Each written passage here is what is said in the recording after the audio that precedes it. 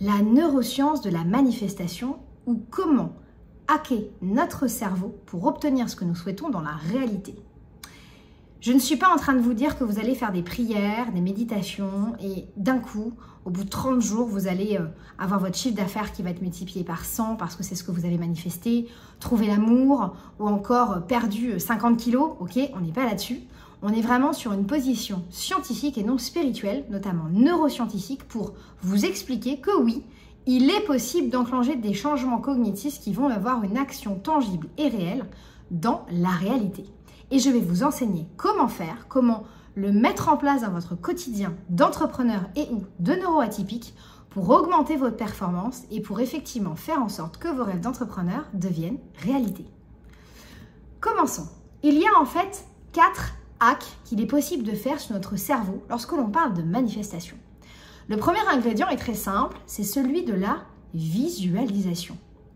Alors la visualisation, c'est pas simplement une technique de motivation, c'est un outil puissant qui permet une transformation neurologique tout à fait spécifique. Et notamment, je vais vous parler aujourd'hui des travaux, et à chaque fois je préfère lire les prénoms, du docteur Richard Davidson de l'Université du Wisconsin.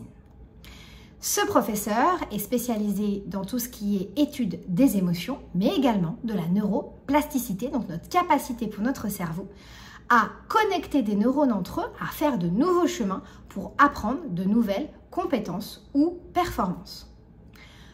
Quand on parle de visualisation, c'est le fait de visualiser dans son cerveau une image, une situation, et de la vivre comme si elle était en train de se dérouler. Mais par image, comme si on était à l'intérieur de notre cerveau dans un petit cinéma.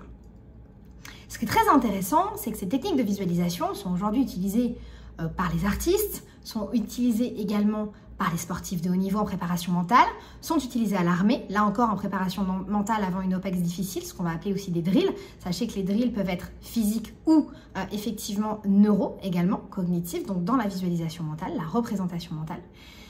Et on se rend compte quand même que ces techniques sont particulièrement enseignées quand il s'agit de performance. Alors pourquoi ? Parce que lorsque vous visualisez, plusieurs zones de votre cerveau vont s'enclencher. La première, déjà, c'est ce qu'on va appeler le cortex préfrontal.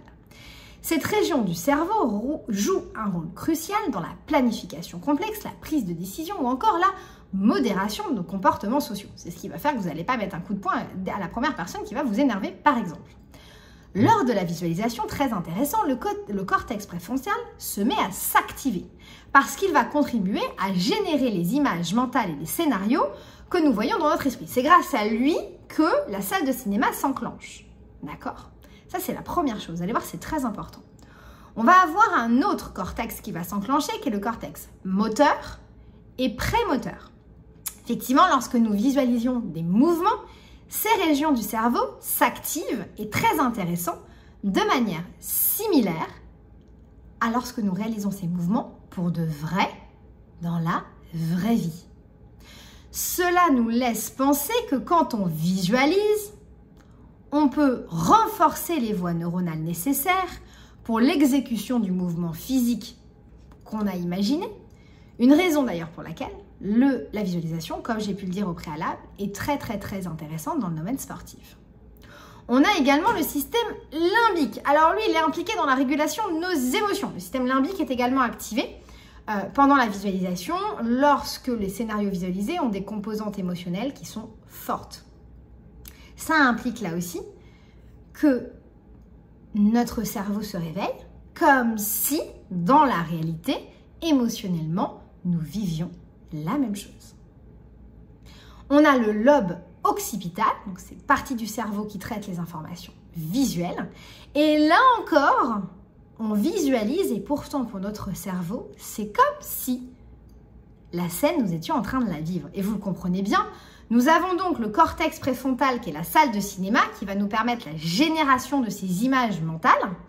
Et on va avoir chaque zone du cerveau concernée par un sens, par une expression sensorielle qui s'enclenche parce que pour votre cerveau, pour notre cerveau, eh bien, il ne fait pas de différence entre ce que vous allez visualiser à l'intérieur de votre salle de cinéma mentale ou ce que vous allez vivre dans la vraie vie. Allons un peu plus loin. Les études en neuroimagerie, parce qu'il est possible d'utiliser ce qu'on appelle l'imagerie par résonance magnétique fonctionnelle, l'IRM, pour visualiser en temps réel le fonctionnement de notre cerveau. Et on voit que dans la visualisation active, notamment lorsqu'on demande à des musiciens, des sportifs de visualiser une action qu'ils vont devoir faire, eh bien, l'ensemble des régions du cerveau, si on prend un joueur, un pianiste, l'ensemble des régions du cerveau impliquées dans le jeu physique et émotionnel du piano s'enclenchent en live. J'aimerais vous parler de quelques expérimentations que j'ai trouvées extraordinaires quand on parle de visualisation. Parce que là, je vous dis, ok les gars, on a une salle un peu magique qui est le cortex préfrontal qui nous permet de visualiser des choses qui se passent dans la vraie vie. Mais à quoi ça sert? On va en parler.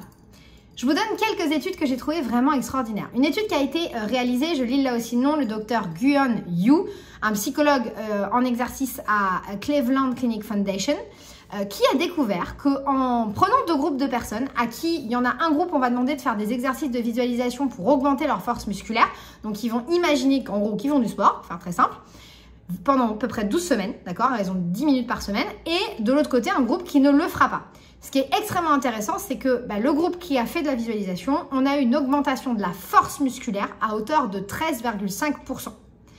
Donc, ça signifie que sur deux groupes comparables, l'un utilisant la visualisation et l'autre non, on a un gain de force notable qui est effectivement mesurable, qui a été mesuré en laboratoire sur cette cohorte. Et on voit bien que la visualisation a un impact réel sur notre biologie corporelle. Je prends un deuxième exemple, cette fois-ci du docteur Erin Sherman et Lionel de l'université de Bishop, où les participants, là aussi, ont pratiqué la visualisation mentale d'entraînement de force du petit doigt. Alors vous allez me dire, non, mais petit doigt, ouais, mais regardons ce que ça donne. Donc là encore, l'objectif c'était d'augmenter la force du petit doigt via la visualisation. Un groupe qui l'a fait, un groupe qui l'a pas fait, d'accord? Eh bien, qu'est-ce qu'on identifie? 35% de force du petit doigt. Je continue et je suis sûre que cet exemple-là, vous allez le conserver et y penser. La performance physique, cette fois-ci en natation. Étude de 1996 de Robin and Valley. On a des nageurs universitaires qui utilisent la visualisation pour préparer leur performance et on voit une nette amélioration à la fois de la capacité physique, mais également du temps, de l'exercice du temps entre le groupe qui l'a fait et le groupe qui ne l'a pas fait. On continue cette fois-ci sur un autre segment. Les réhabilitations post-opératoires. Donc vraiment, juste après une sortie d'opération, la partie vraiment kiné. Donc, publication cette fois-ci de 2009 dans Archive of Physical Medicine and Rehabilitation du docteur Malwin. On exerce effectivement, on fait faire les exercices de kiné en visualisation du coup aux patients. Donc, après une chirurgie du remplacement de la hanche de manière très spécifique. Les patients du coup pratiquent la visualisation et ont montré une amélioration fonctionnelle plus rapide par rapport à ceux qui ne pratiquaient pas la visualisation. Bien évidemment, les deux groupes faisaient de la kiné. La seule chose qui va différencier les deux groupes, c'est qu'il y a un groupe qui faisait des exercices de visualisation en plus et l'autre n'en faisait pas. Gestion de la douleur, étude de 2005 dans Pain cette fois-ci. 13 patients souffrant de douleurs chroniques ont utilisé des visualisations mentales en plus de leur traitement. On a augmenté la réduction du coût de la douleur d'environ 30%. Donc là, c'est pareil, on a deux groupes. Un groupe avec son traitement initial, un groupe avec son traitement initial aussi l'autre. Et il y en a un qui va faire de la visualisation et l'autre qui ne va pas en faire. Amélioration des compétences et de l'apprentissage. Étude de 2010, cette fois-ci de Criskel, Cooper et Moran dans le Journal of Sport and Exercise Psychology, a démontré que les étudiants qui pratiquaient la visualisation de tâches motrices spécifiques pouvaient améliorer leur performance de plus de 23% par rapport à ceux qui ne le faisaient pas. On a la performance musicale 2003. Bernardi Shaw and Perez dans Music Perception a observé des pianistes professionnels qui engageaient des processus de visualisation mentale de leurs pièces avant de jouer et améliorer non seulement leur précision technique mais également leur expression musicale. Je pourrais vous en faire une liste incroyablement nombreuse de la pratique de la visualisation intégrée dans un exercice, dans une pratique, qu'elle soit sportive, artistique ou autre.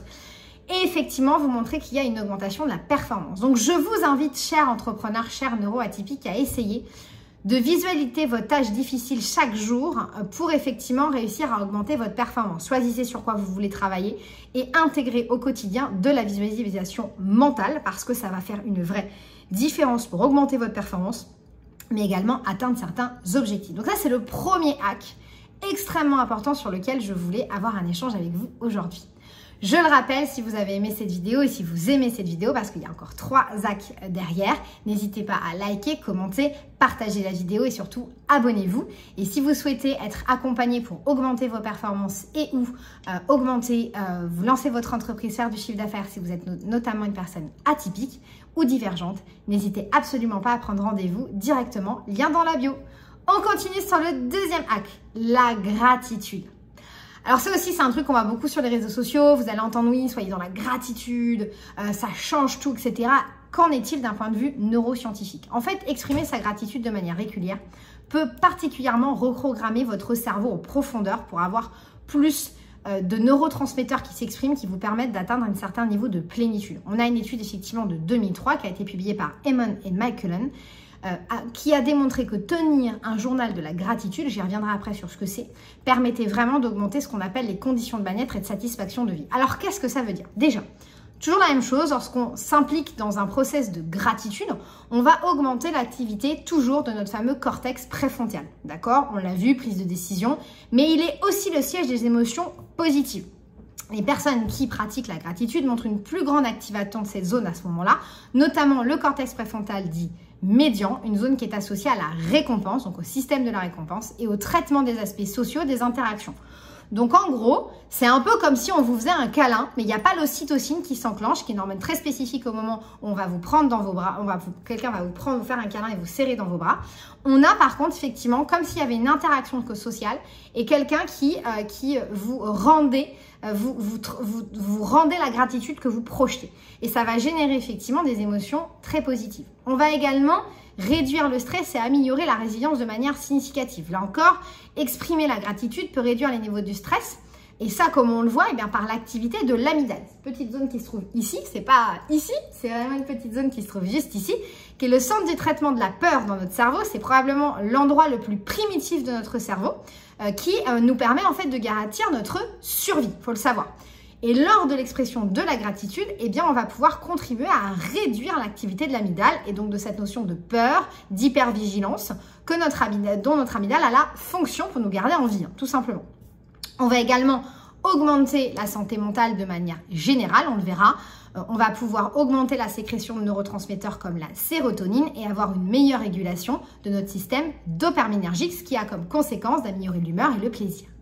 Là encore, j'aime bien prendre des expérimentations qui ont pu avoir lieu.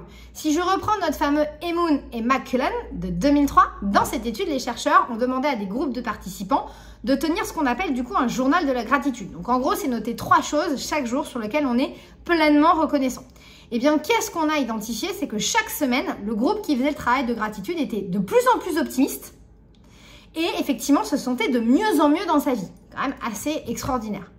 Je prends une autre étude, cette fois-ci de 2016, donc de Glenn Fox à l'Université de Californie du Sud. Là, a utilisé l'IRM pour valider qu'on a bien un système de la récompense qui s'enclenche avec une seule action de gratitude. Une seule fois. Et effectivement, il l'a démontré. On a également identifié que la gratitude avait un impact sur le sommeil. Là, c'est une étude du journal Applied Psychology qui a démontré qu'il y avait une amélioration de la qualité du sommeil sur les personnes qui avaient cette notion de gratitude parce que ça réduit les pensées négatives au moment du coucher, ça augmente l'état positif et donc ça facilite une meilleure détente et un endormissement accru. Donc là encore, ne considérez pas que c'est un bullshit Instagram, ok? C'est une réalité. Pratiquer la gratitude va vous permettre de transformer, de hacker en fait certains éléments de neurotransmetteurs dans votre cerveau pour en fait avoir simplement non pas une augmentation de votre performance, mais une augmentation de votre bien-être, qui est un élément essentiel lorsqu'on est entrepreneur. Pourquoi? Parce que nous gérons au quotidien des problèmes complexes et cet état, cette stabilité mentale que va nous apporter la gratitude est essentielle pour manager les équipes, prendre les bonnes décisions, faire nos appels de closing, être apaisé face aux situations de difficulté. J'enchaîne sur le 3e hack, être un croyant. Vous savez, on voit beaucoup là encore sur Instagram des influenceurs, des entrepreneurs extrêmement connus qui chaque matin vont prier Dieu. Et là, tout le monde se dit, non mais c'est un bullshit de fou, on a cette espèce de chose de prier Dieu en permanence. Là encore, moi je ne vais pas vous répondre d'un point de vue spirituel, je ne me permettrai pas d'avoir le moindre propos sur la spiritualité de l'action de prier. Mais par contre, je vais vous expliquer d'un point de vue neuroscientifique ce qui se passe dans le cerveau d'un croyant lorsqu'il prie. Et c'est ça qui va m'intéresser. Les recherches qui ont été menées cette fois-ci par Andrew Newber montrent que la foi active des régions du cerveau associées là encore au bien-être et à la réduction du stress. Alors quelles sont là encore ces zones? On commence avec notre fameux cortex préfrontal, là encore, qui s'enclenche, mais cette fois-ci, on va lui rajouter le cortex singulaire antérieur. Des régions qui sont en fait communément associées à l'autorégulation de nos émotions, à, écoutez bien, à notre concentration et à la régulation de notre émotion. Ça veut donc dire que si on prie, on augmente, et sincèrement bien sûr, on augmente notre capacité de concentration. On réduit bien sûr le stress et l'anxiété parce que ça active là encore des systèmes de la récompense, ça active les systèmes dopaminergiques et ça renforce un sentiment de bien-être général.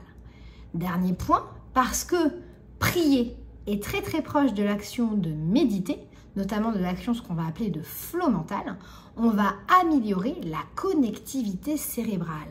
Ça, au niveau des régions frontales, du lobe frontal, ça va améliorer la conscience de soi, la conscience du moment présent et donc, non cette fois-ci pas la concentration, mais l'attention, qui est autre chose d'un point de vue cognitif.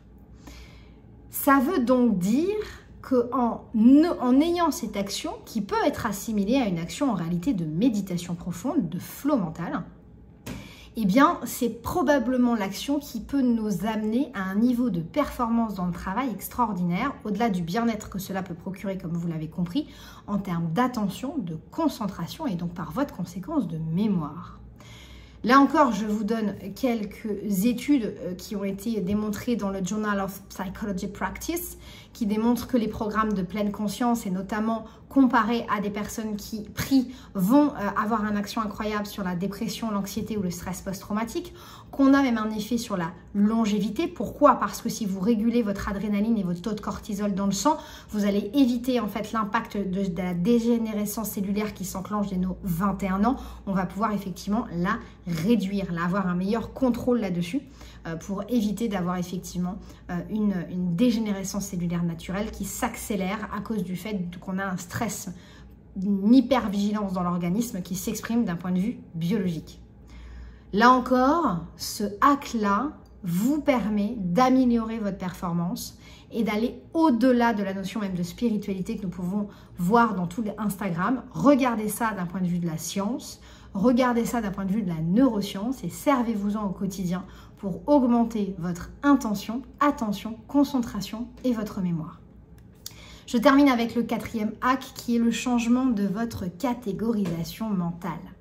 Alors qu'est-ce que ça signifie? Ça signifie que lorsque nous vivons quelque chose dans nos vies, et nous en vivons des milliers chaque jour, chaque élément est un fait, et ce fait, nous allons le classifier malgré nous de manière consciente ou inconsciente. Alors à partir de cette vidéo, ça sera conscient. Nous allons le classifier dans un état émotionnel donné. En fait, un fait n'est jamais neutre, il est interprété par notre cerveau, soit de manière positive, soit de manière négative, soit ce que j'appelle neutralité positive ou neutralité négative.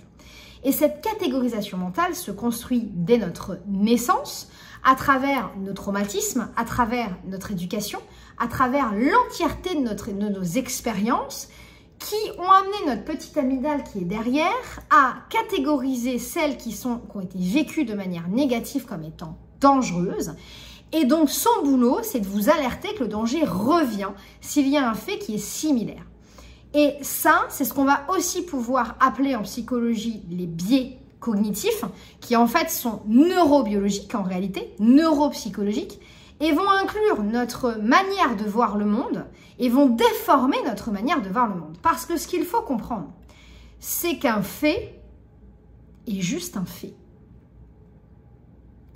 Et lorsque vous comprenez cette réalité mentale, il y a quelque chose qui change.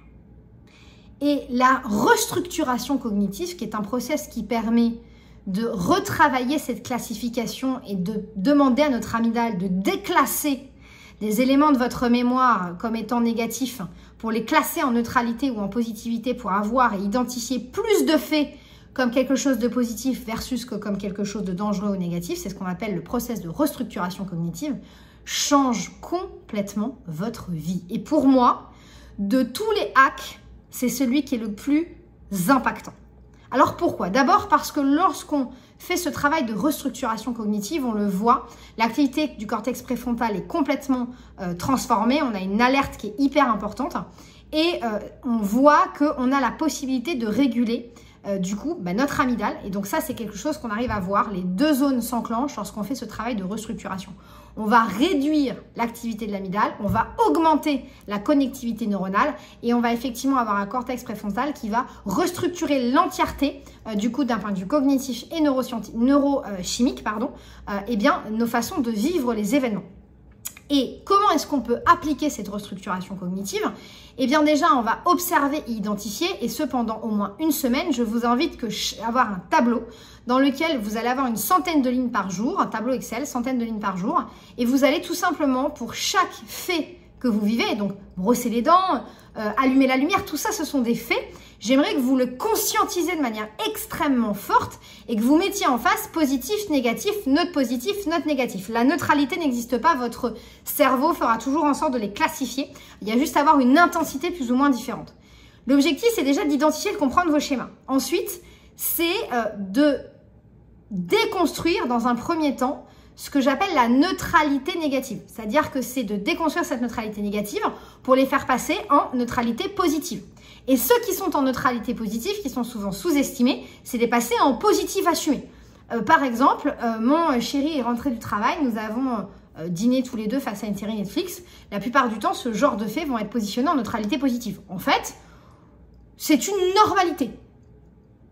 Alors qu'en fait, vous avez la chance incroyable que votre chéri soit rentré, n'ait pas eu un accident de voiture et que vous avez passé un moment de partage de qualité à regarder une série Netflix avec la personne que vous aimez.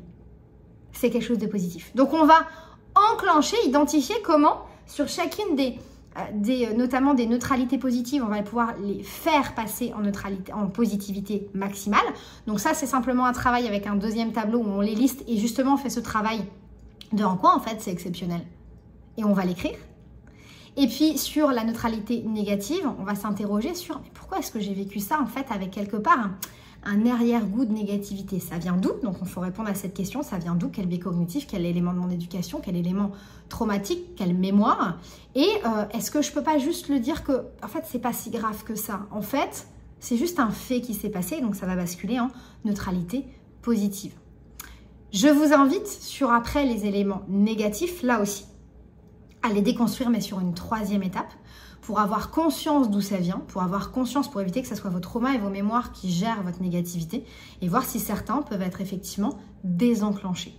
Vous pouvez d'ailleurs utiliser pour ce fait ce qu'on appelle le MDR, qui est une technique de reprogrammation cognitive dans lequel en fait on va utiliser ce mouvement bilatéral pour reprogrammer des éléments du coup négatifs qui du coup vous permettent d'avoir un biais qui en fait vous crée des biais négatifs extrêmement compliqués, d'accord? Donc ça c'est ce qu'on va pouvoir réaliser potentiellement pour reprogrammer votre cerveau. Alors vous allez me dire oui mais à quoi ça sert de faire ça? Eh bien, ça va augmenter ce qu'on appelle l'optimisme cognitif. Et donc, ça va vous permettre d'identifier des opportunités là où vous seriez passé à côté avant, notamment d'un point de vue business, et je vous parle en connaissance de cause. Ça va vous permettre, vous savez, cette notion de loi d'attraction, on l'entend beaucoup. C'est ni plus ni moins que ça, la loi d'attraction. C'est voir des choses positivement. Et donc, si vous les voyez positivement, l'énergie, l'action, la prise de décision, la réaction cognitive que vous allez avoir derrière sera complètement différente et va générer ce qu'on va appeler vulgairement de la chance. Donc, je vous rappelle qu'en maîtrisant votre cerveau, vous créez vos opportunités business, vous créez une vie pleine de chance et vous créez effectivement un état mental dans lequel vous allez savoir gérer même les moments les plus difficiles de votre vie et les moments les plus difficiles de votre business. Il ne tient qu'à vous à devenir un entrepreneur neuroperformant. Je précise ici que si vous êtes neuroatypique et que vous écoutez cette vidéo, ces éléments-là sont essentiels pour la structuration et la gestion de votre performance cognitive. Et sachez une chose, c'est que chez vous, c'est décuplé. Alors n'attendez plus, parce qu'en mettant ça en place, votre vie va se transformer littéralement. Et ça, je peux vous le promettre et vous le certifier. C'est une garantie. Je vous souhaite à toutes et à tous une très très bonne journée ou nuit en fonction de quand est-ce que vous regardez cette vidéo. J'espère que vous avez appris beaucoup de choses, mais surtout que vous allez passer à l'action, mettre en pratique. Et si vous avez envie d'aller plus loin, que ça soit sur la partie entrepreneuriat ou neuroperformance, prenez un rendez-vous avec nos équipes pour parler de votre projet ou votre besoin en termes d'optimisation de la performance. Nous serons là pour vous aider et vous accompagner à devenir des entrepreneurs de génie. Passez une bonne journée!